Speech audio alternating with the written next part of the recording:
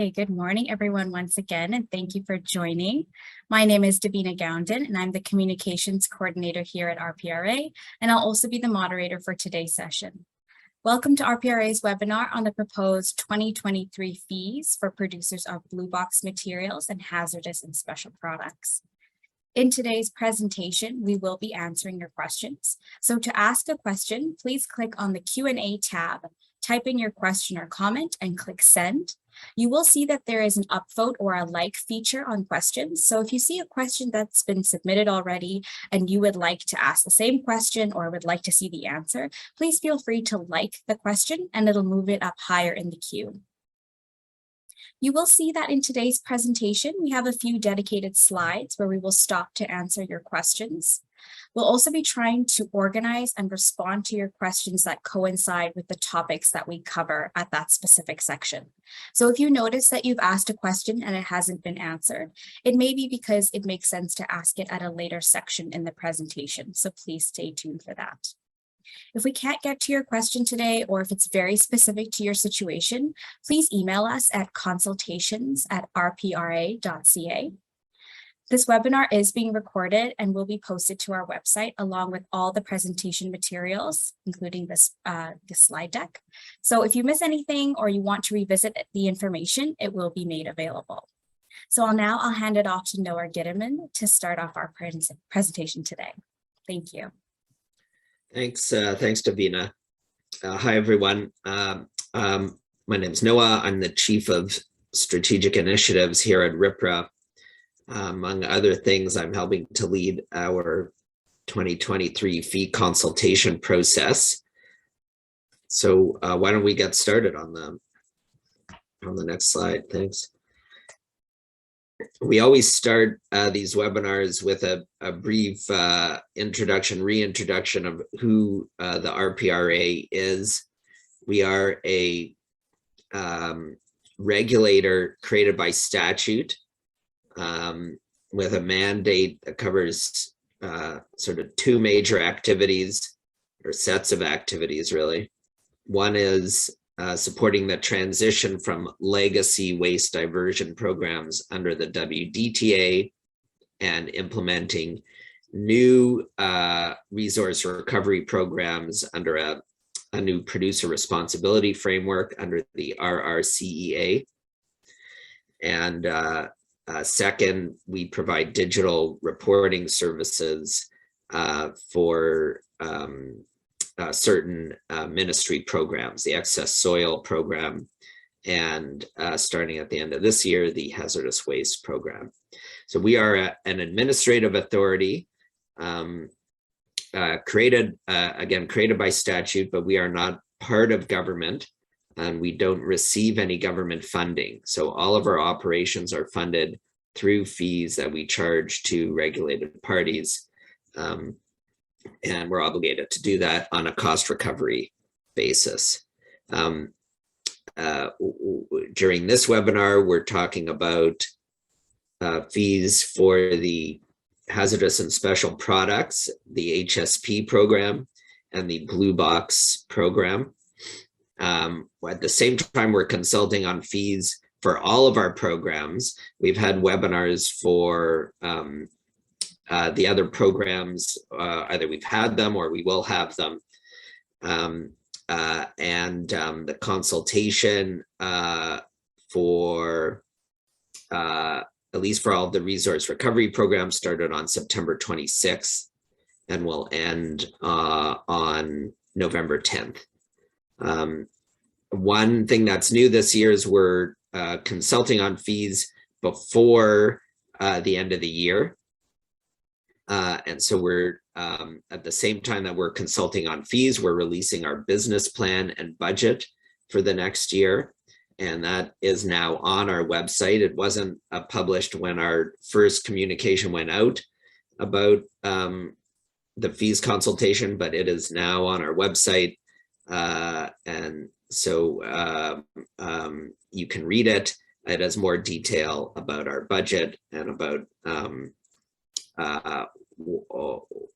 what resources we need and or what resources we're estimating for next year and why we need them. Next slide, please. There are three main sources of fees for RPRA to recover our costs.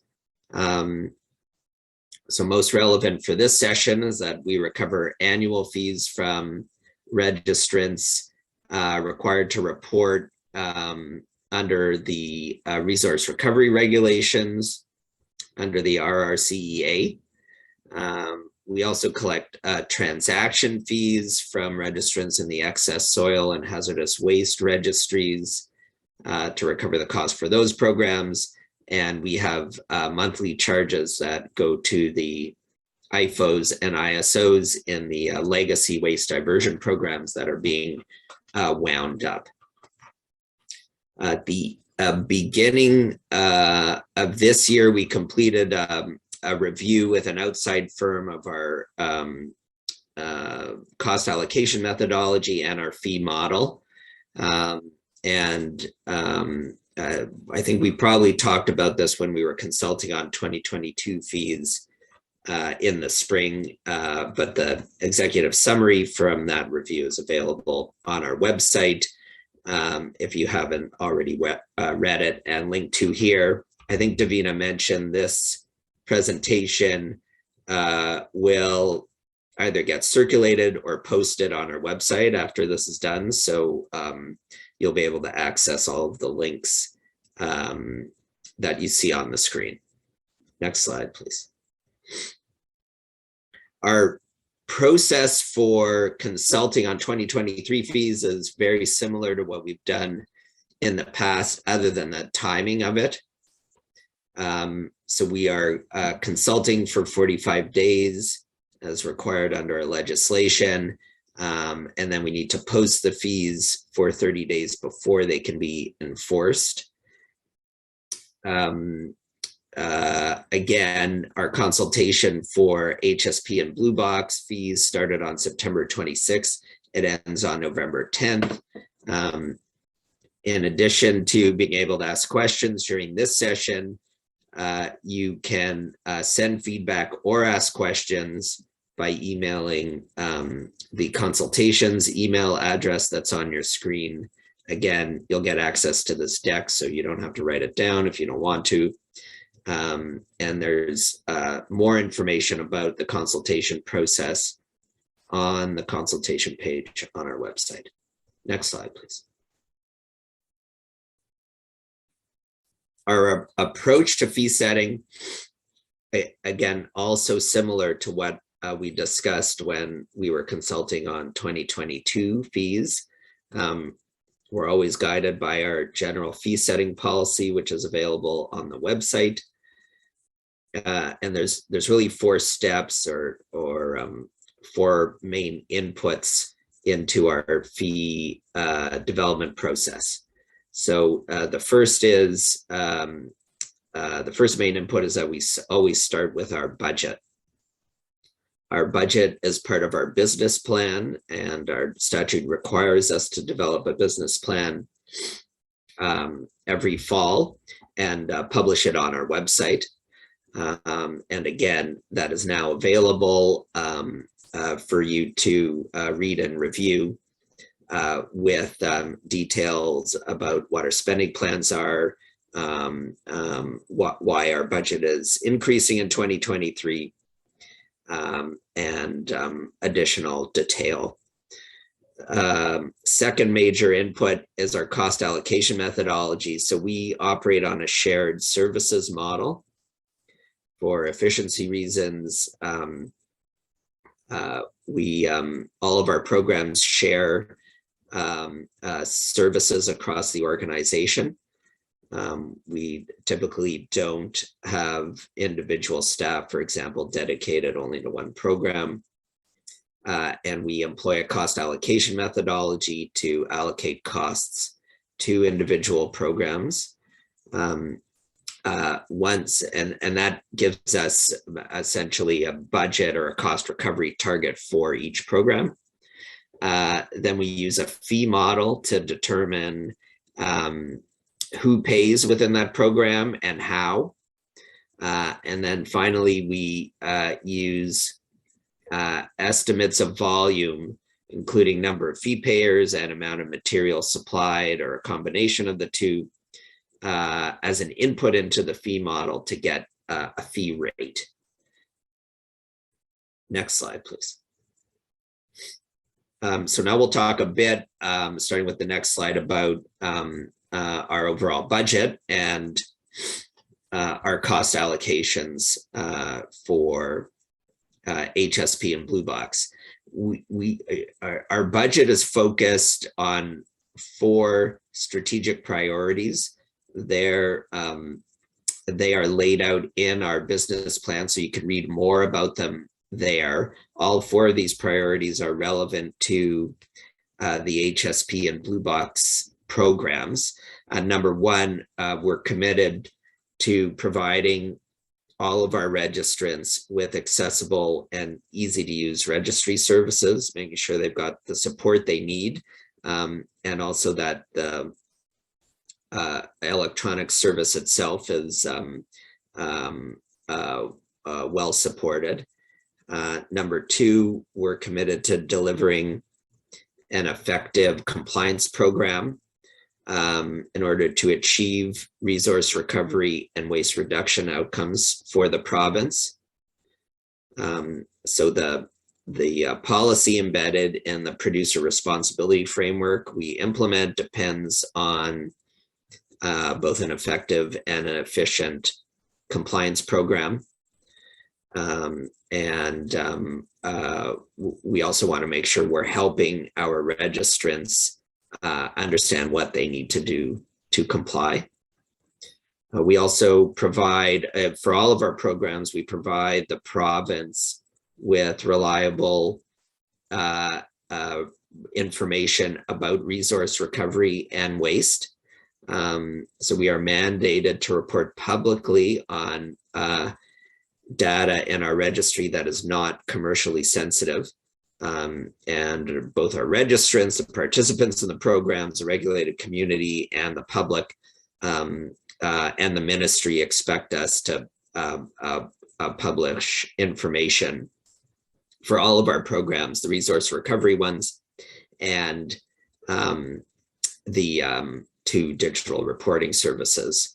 And finally, we're committed to being accountable and transparent as we can be in terms of how our budget is constructed, where we're making investments, and where we intend to spend the money that we collect from registrants, while also ensuring that we remain sustainable over time, and we're investing efficiently in the right places to make sure that we're achieving all of the outcomes for the other 3 strategic priorities. Next slide, please. In 2023, our budget is increasing.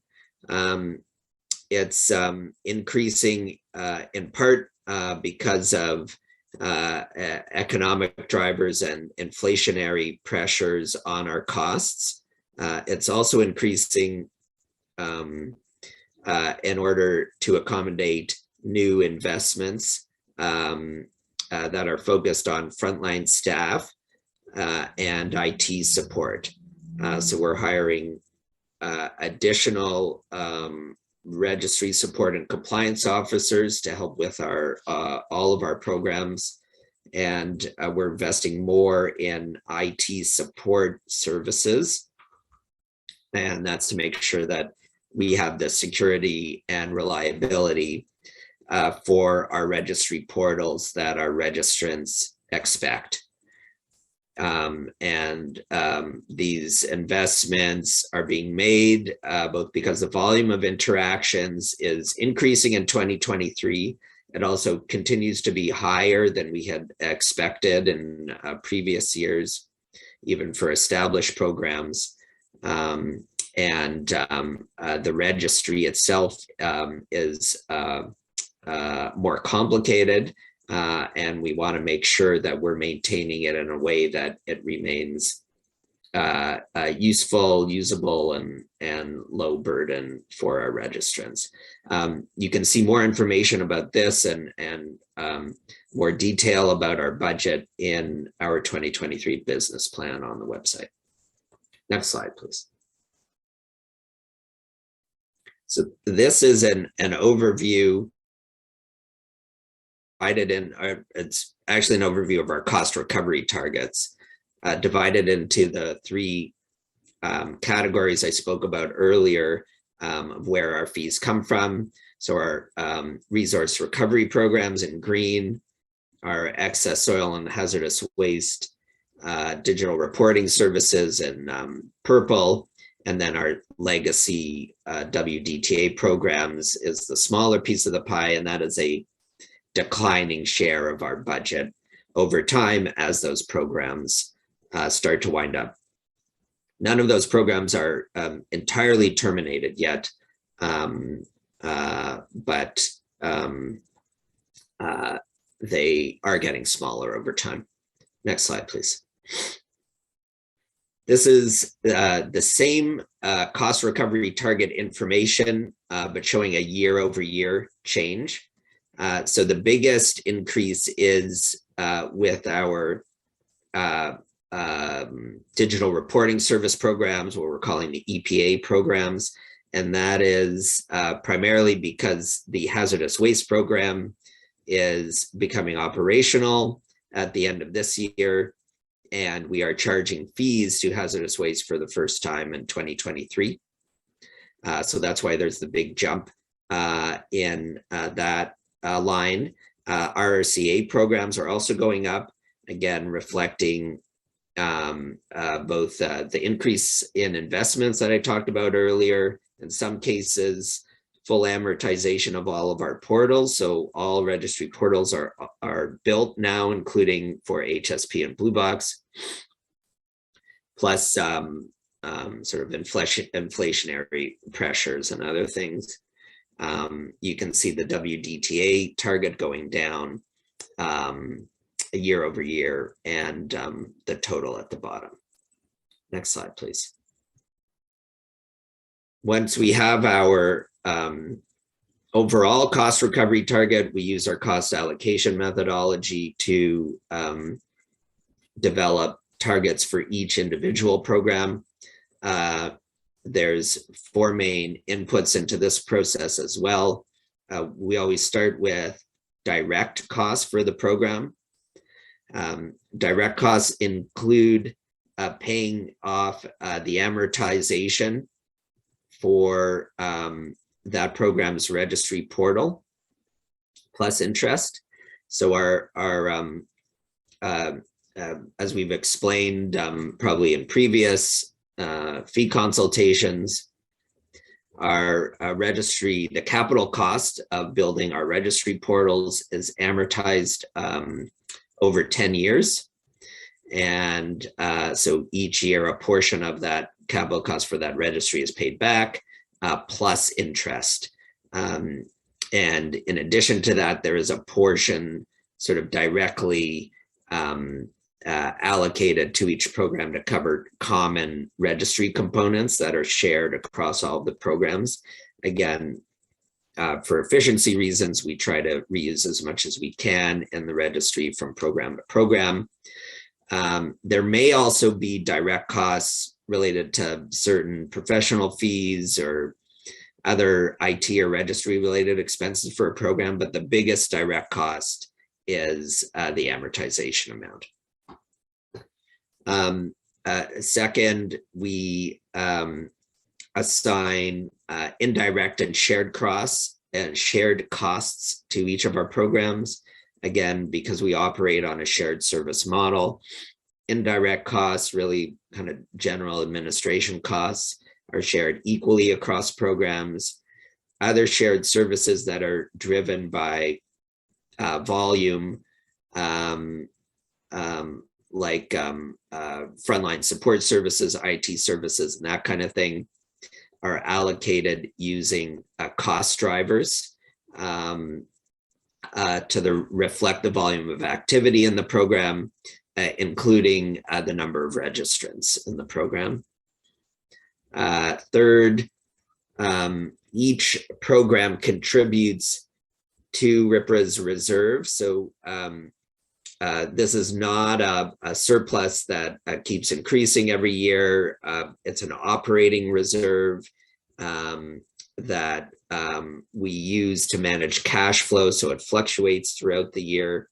Again, RPRA gets all of its funding through its registrant fees, and we rely on the operating reserve to make sure that we can run smoothly through the year, even though fees are coming in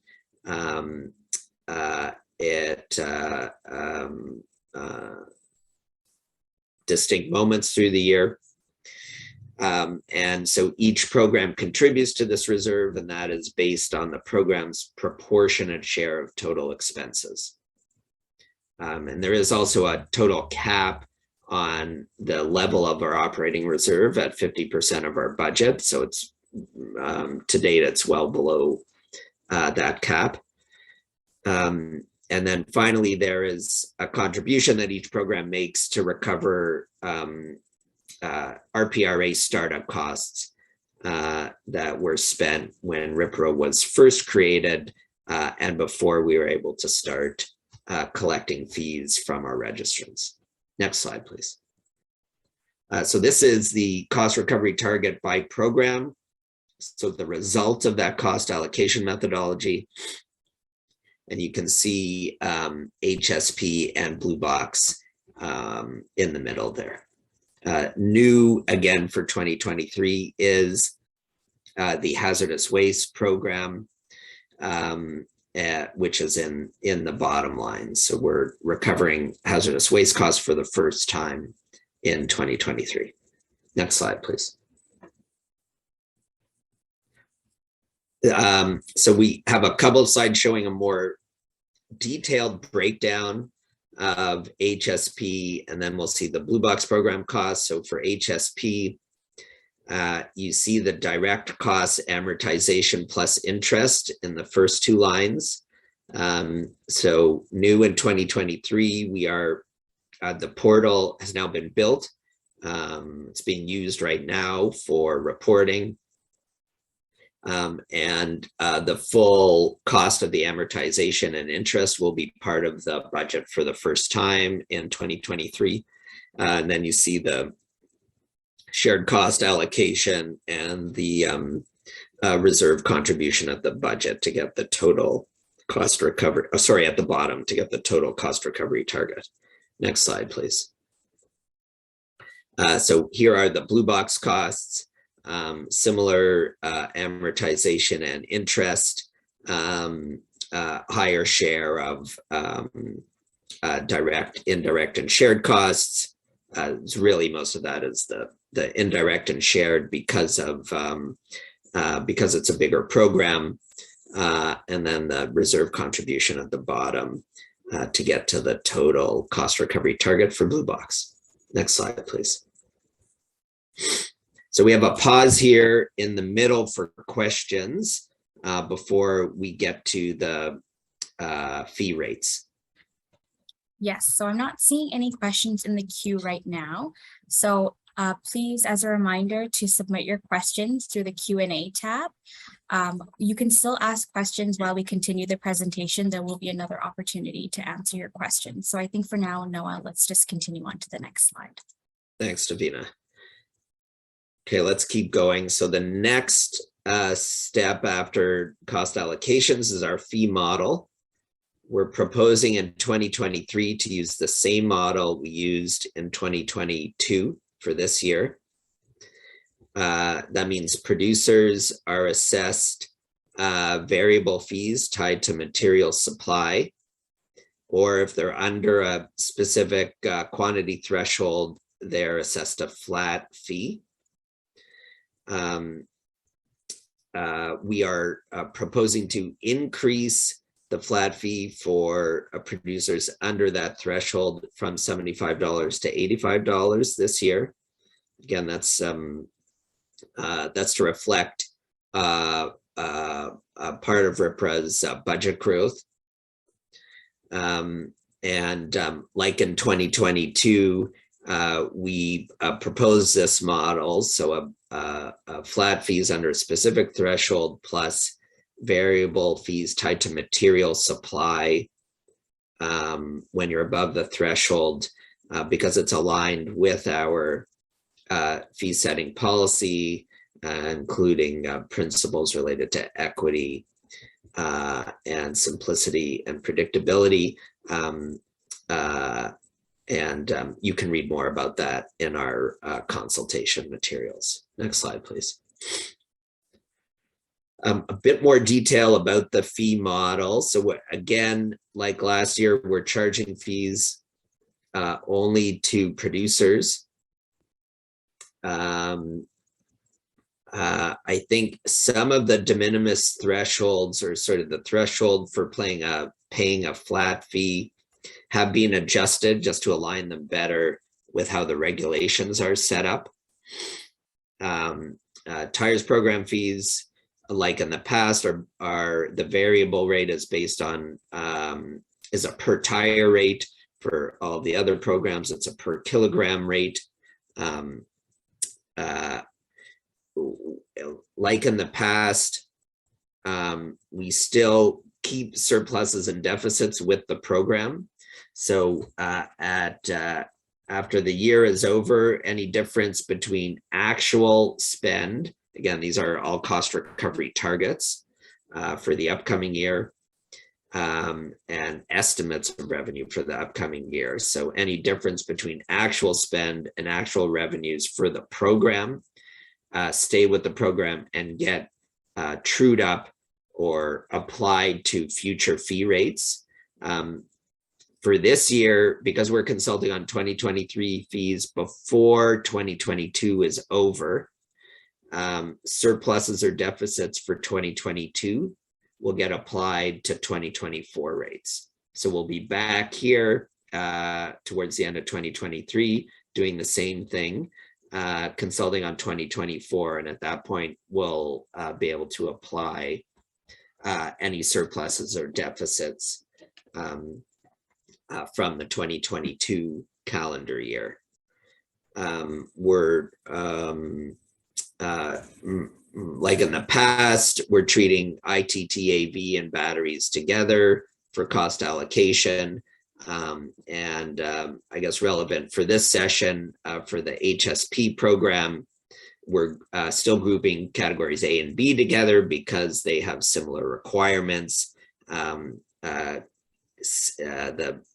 fees for C, D, and E are treated differently because those programs are so unique. Much less effort or much fewer or many fewer obligations for those categories, so much less effort, and their reporting is very different. So we're charging flat fees for them only. I believe those are proposed to remain the same for this year. Next slide, please. So these are the comparison of 2022 rates and 2023 rates. You can see the percentage change for HSP and Blue Box is higher than for the other programs. That's mostly because of the amortization costs. So for Blue Box and HSP, the registry portal amortization plus interest is a part of the cost recovery target for the first time, or at least the full amount is there for the first time. And so that's part of what's reflected in the year-over-year increase. Next slide, please. So we'll skip over. So I see we've got the tires one here, but we'll skip over tires and batteries, and hopefully we've got HSP and Blue Box in here. If not, we may take a minute to see if we can get those slides posted Yeah, I know my colleagues are now working to get those slides posted. They are on our website already. Davina, I don't know if there's a chance to answer any questions now while we get that sorted. We do have one question, but it can be answered with the slide. So please bear with us for a few minutes while we get it up and running. Apologies. Thanks, everyone.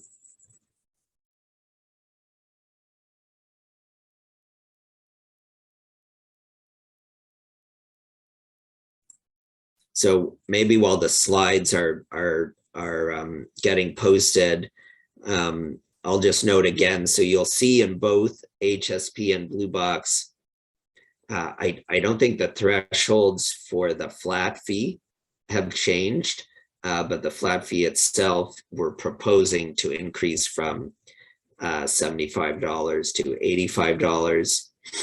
Our tonnage estimates, which are used in part to, which are really the key input into, once we have the fee model set, into coming up with the fee rate. So our tonnage estimates in each program, I think, are the same as what we estimated in 2022. So those aren't changing. So the results of the fee increase are really related to changes in the cost recovery target year over year. And so again, when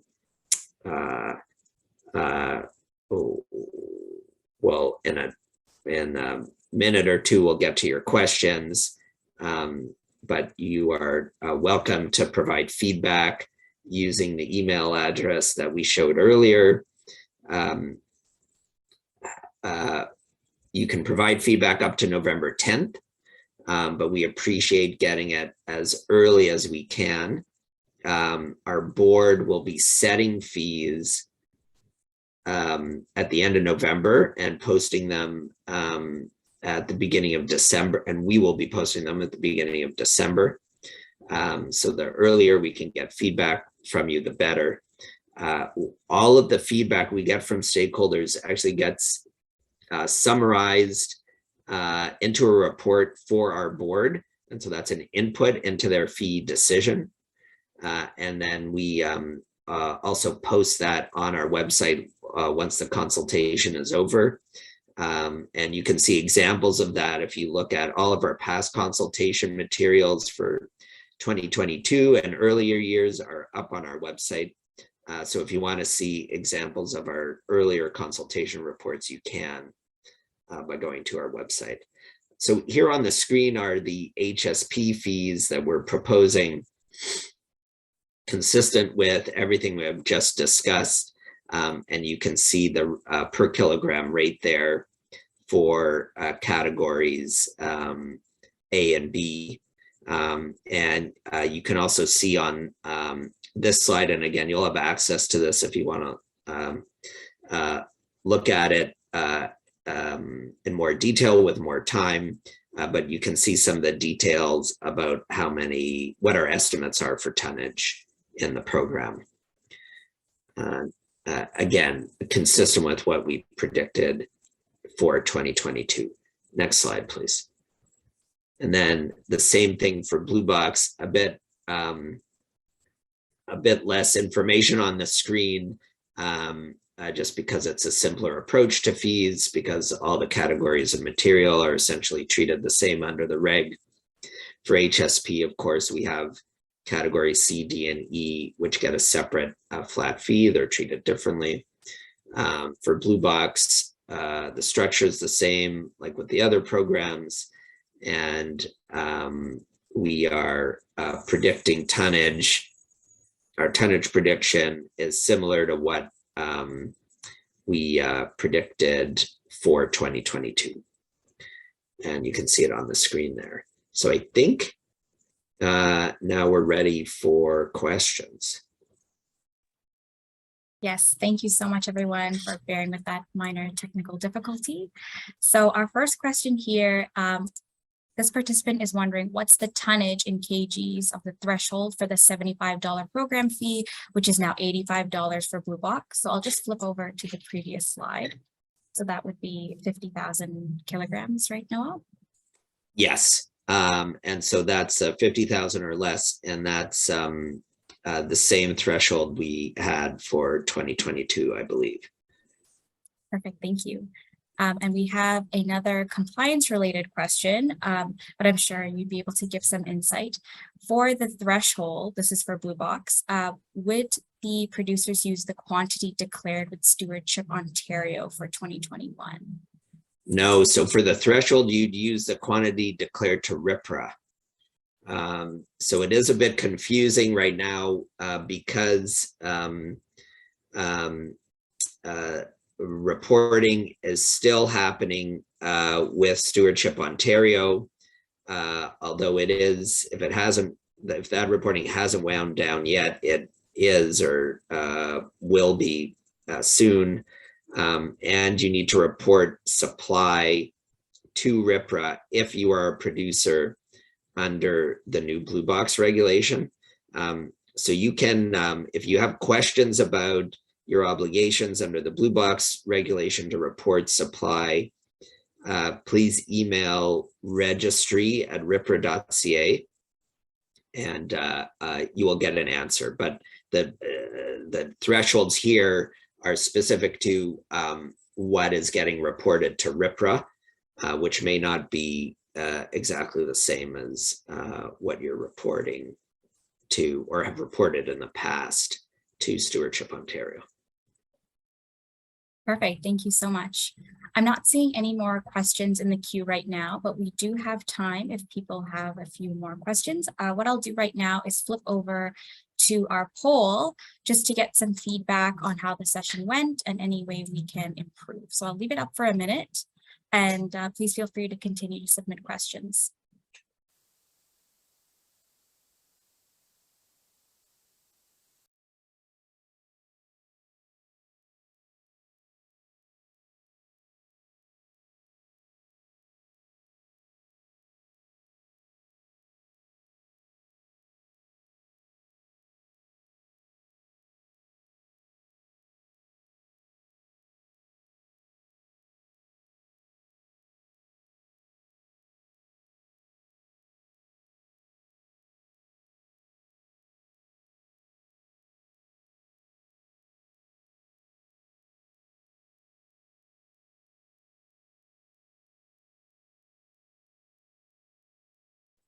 Just a few more seconds and then I will continue with the questions.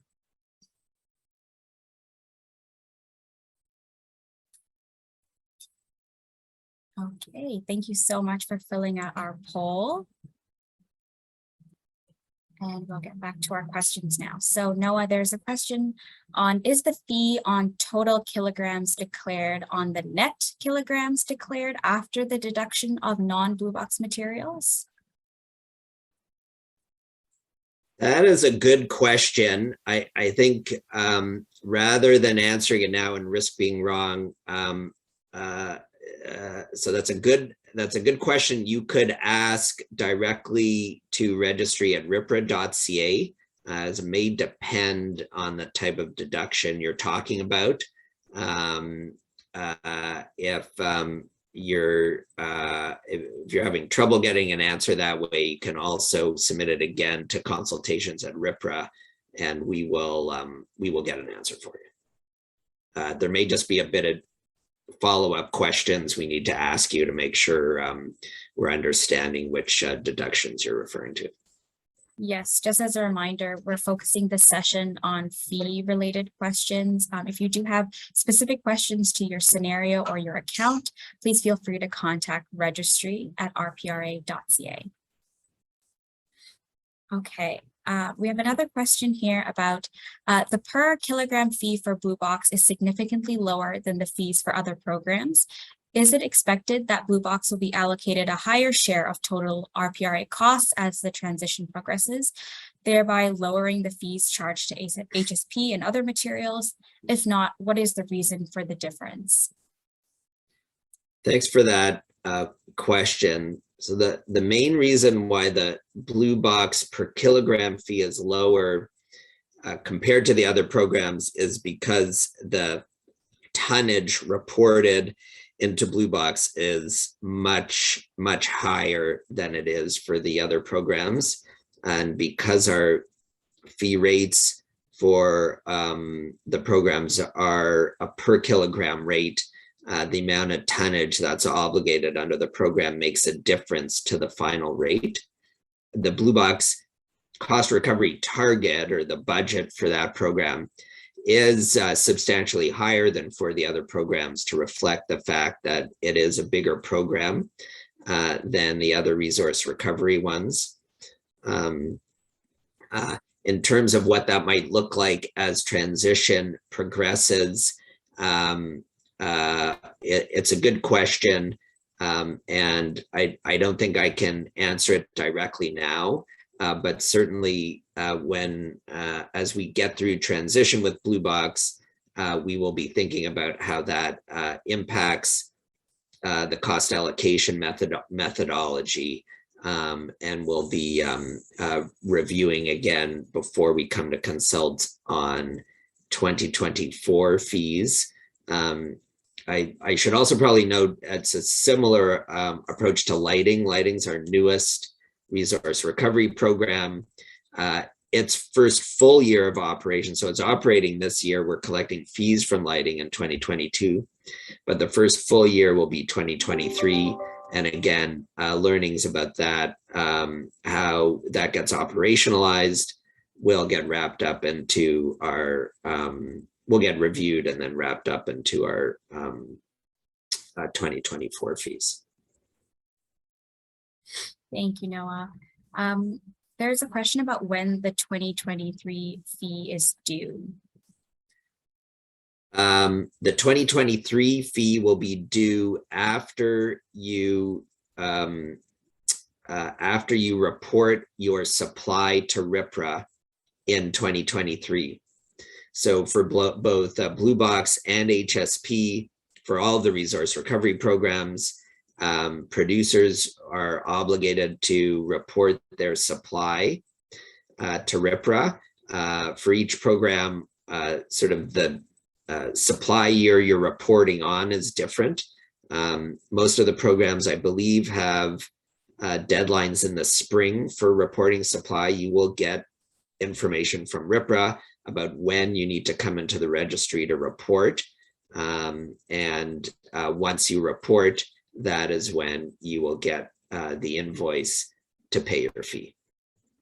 And I think the HSP deadline may be in the summer, but I'm not, don't rely on me for your deadlines. Again, you will get communications from our registry team about when during the year you will be reporting. Thank you for that clarification. We also have a participant wondering what the 2023 fee is based on, like what data year? Yeah, that's a good question. Before I answer that, I just want to, maybe helpful for me to clarify something about my last response. So Blue Box and HSP producers may also right now be paying their 2022 fee. So reporting, supply reporting for Blue Box and HSP was delayed in 2022, so we could run it through the new portals that were built for Blue Box and HSP. It's much more efficient for us to do it using our registry portals rather than manually. So 2022 reporting and fee payment is happening right now in the Blue Box and HSP programs, but that's 2022. In 2023, you will come back again, probably earlier in the year than you are for 2022, and report supply again and pay fees again. And then in terms of what data year you use, it's specific to the program. So I believe in Blue Box, in 2023, you'll be reporting 2022 supply, I think. HSP, I don't know offhand, Again, please feel free. I mean, the first thing you can do is, if you want, you can look on our website. There's really a website for each program, or a set of pages for each program. So you can look at Blue Box or HSP, whatever program you're interested in, to see more information about what your obligations are. The answer is in there. You can email registry@rpra.ca, and you will get the definitive answer from them. Thank you. Yes, our website is a great tool to find out about fees and our supply data reporting. So please feel free to visit our website. Again, as a reminder, this session is being recorded and will be made available later today, including these presentation slides where you can access all these links. We do have one more question left in the queue. This participant is asking, for the Blue Box program, you indicate a 27% increase in fees, of which 7% is due to portal cost amortization and interest. Where does the other 20% increase come from? So that will come from some of the other drivers that were leading to RPRA's overall budget increase, and the Blue Box program's share of that increase. So again, additional investments in frontline support and IT support to support growing programs, including Blue Box, to support the new portals we have now built, including Blue Box, plus some other investments across the board for all of our programs, and some economic drivers like inflationary pressures are also contributing to the year-over-year increase. Thank you, Noah. So I'm not seeing any more questions in the queue, so I'll just flip it to our last slide and hand it back over to you. Thanks, Davina. So I think I covered all of this while we were waiting for our slides to come back on. But just as a reminder, we appreciate feedback. It does get wrapped up into report for our board, which makes the final decision on fees. That will be happening in November. So please get us your feedback if you have more, and please get it to us before November 10th. The earlier, the better. There's more information on our website, and you will be getting communications from us when the process is over, and obviously when final fees are posted. Thank you so much for joining us today, everyone, and for all your questions. We hope that you have a great rest of your day. Thank you for joining. Bye. Thank you.